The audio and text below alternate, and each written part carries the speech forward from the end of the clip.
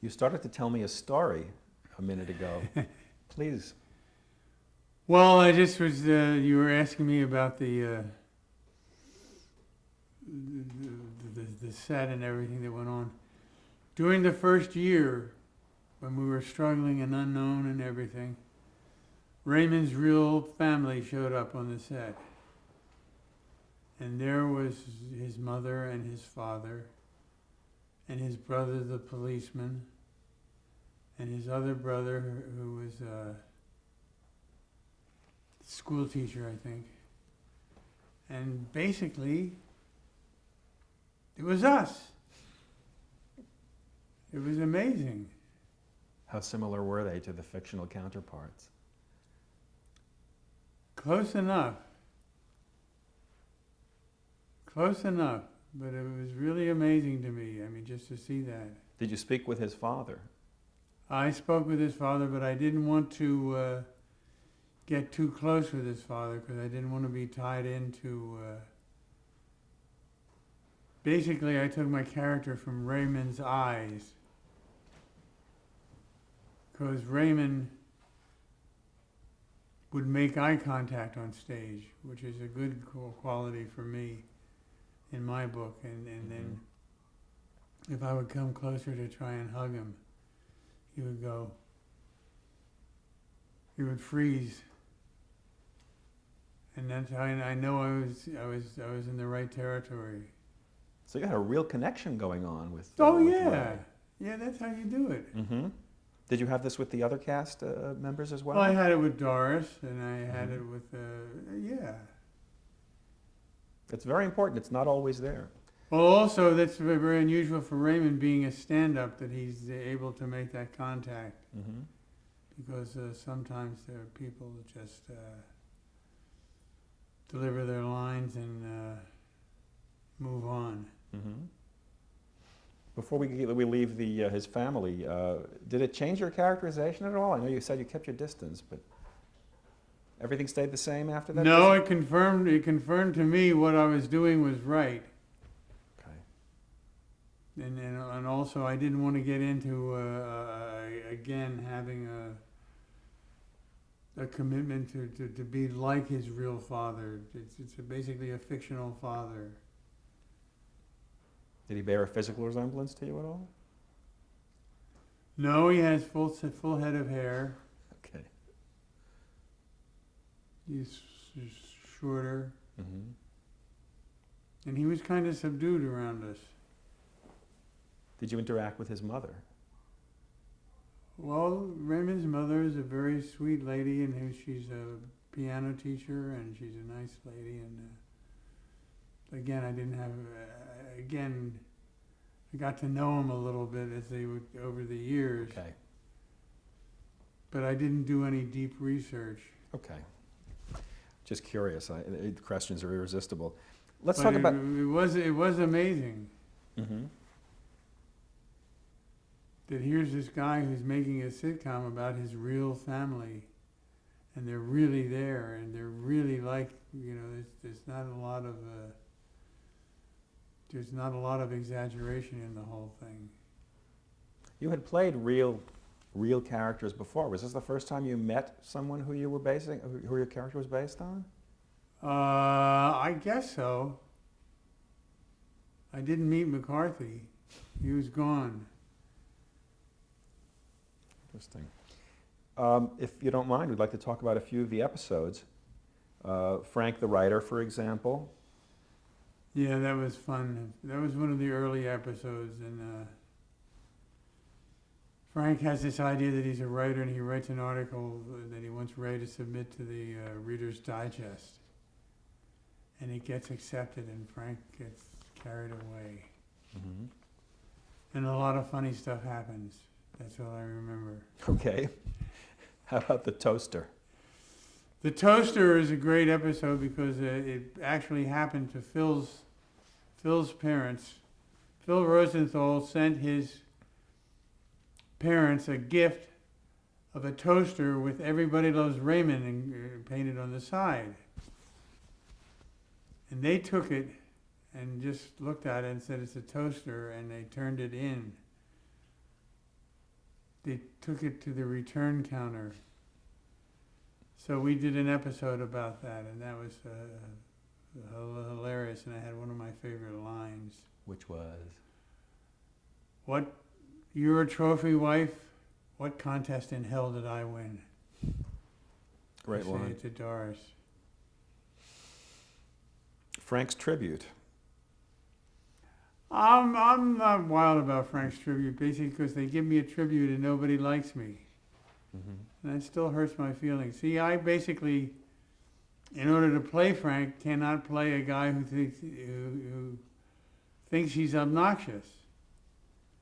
He thinks he's right. He thinks he's funny. Mm-hmm. I mean, you can't play a negative choice. You can't play a negative. You can't play a no. So that was hard for me. It was a funny episode, but Mm-hmm. You also had a very tender moment with Marie in yeah, one. that was nice.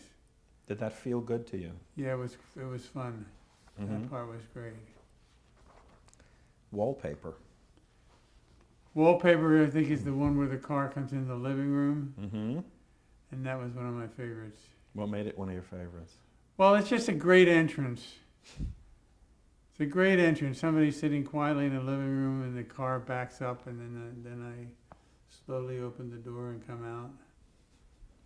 So, you don't get stuff like that to do often. And here's one of my favorites, Marie's sculpture. Now that was one that I believe I was shocked. I basically didn't think it would work. I thought it was going to be offensive, and basically it was a big laugh. Mm-hmm. I understand that Doris Roberts still has the... Yeah, she has the sculpture. Let's see, the home. The retirement home. Oh, that was a lot of fun. Mm-hmm. What was it about it that you liked? We just go and we get all excited. We're going to move out. We're going to move to this retirement home and be happy and sell our house. And Ray and Patty and Brad and Monica are all happy because we're leaving. But then, after a while, they can't stand us at the home and they throw us out. And we come back.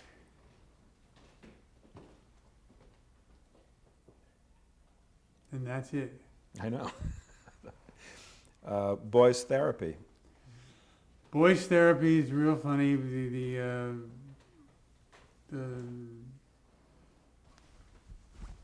The boys decide to go to a therapist, and they basically tell their wives they're going to a therapist, and they go to the racetrack and gamble.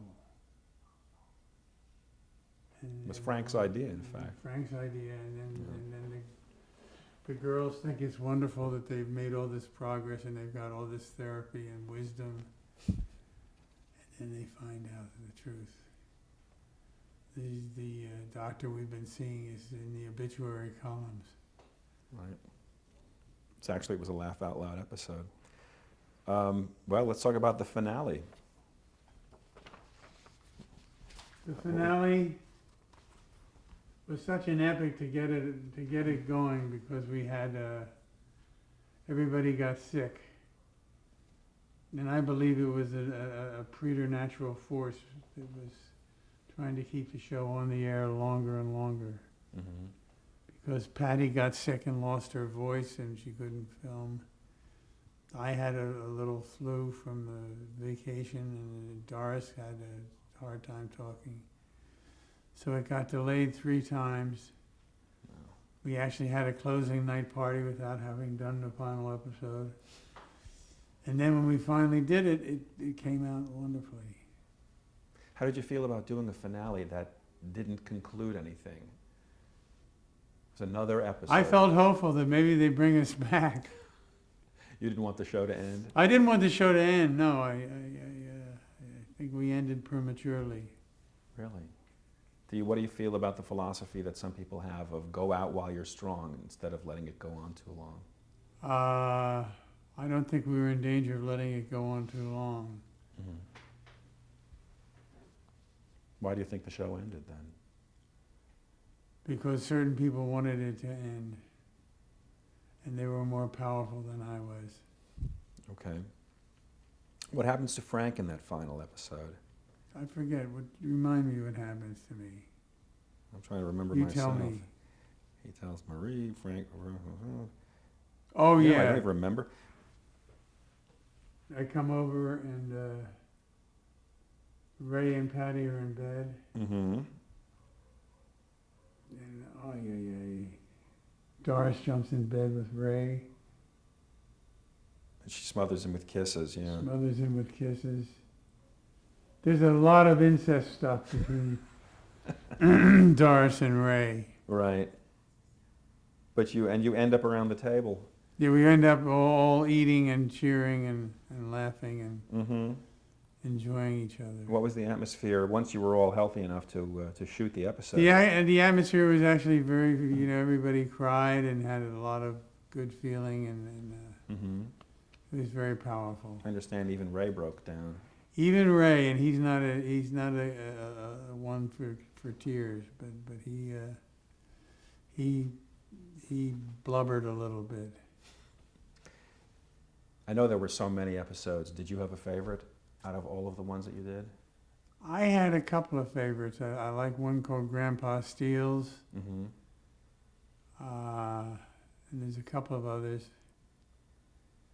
But there's 210 of them, I know. and my mind gets a little soggy when I go back over. Were there any that really rubbed you the wrong way?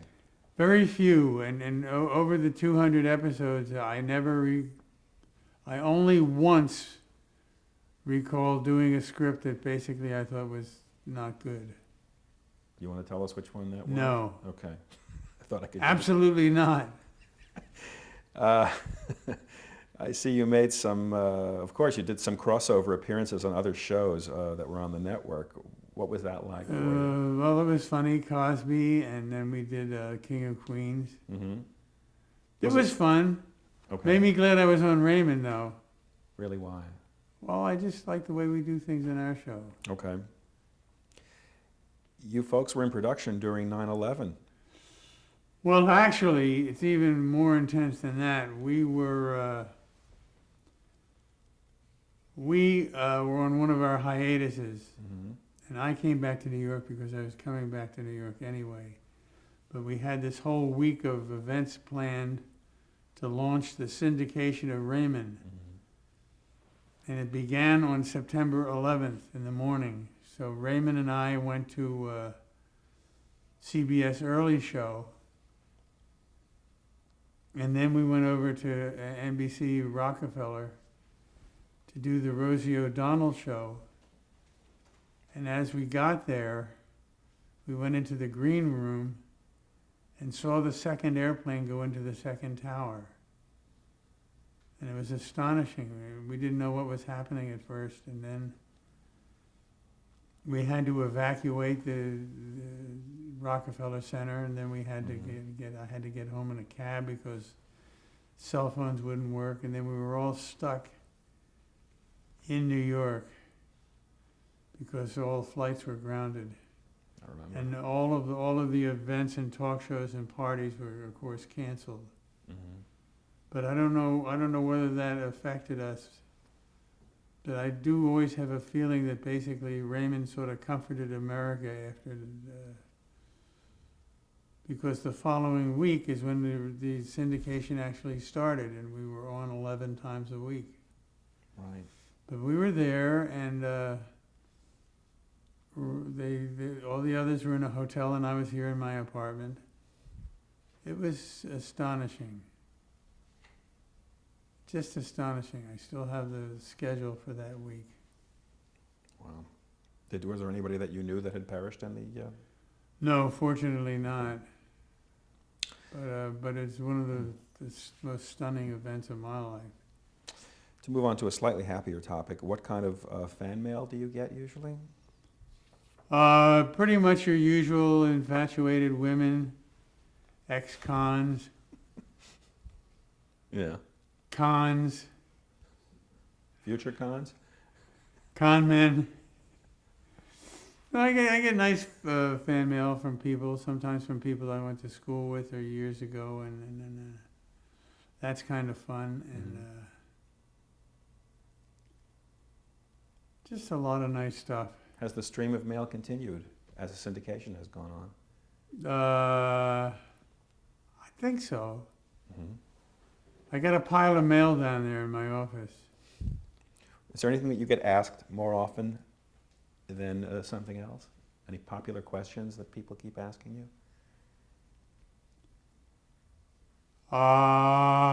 Holy crap, I don't know. You remind me of my father. That's a frequent question or statement. Mm-hmm. Are you flattered by that, or? Yes, I am. Okay.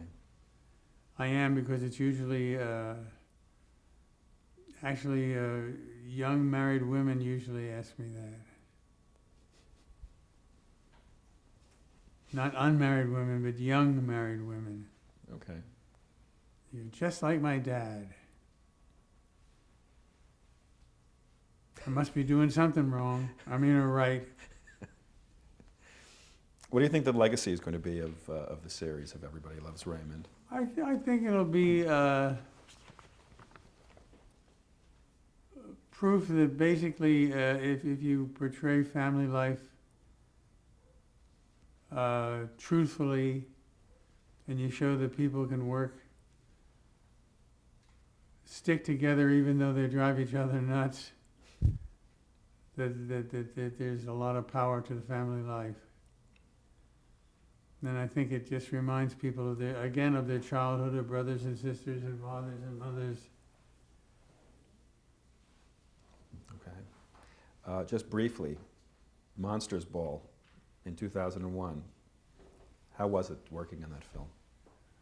It was a film I hesitated to do because the character was such a bigot, and then I decided to do it, and I actually had a good time, Mm-hmm.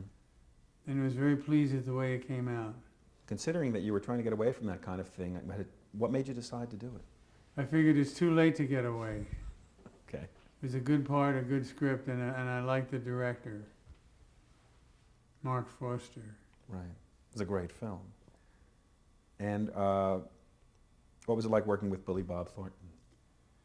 Billy Bob, the great character.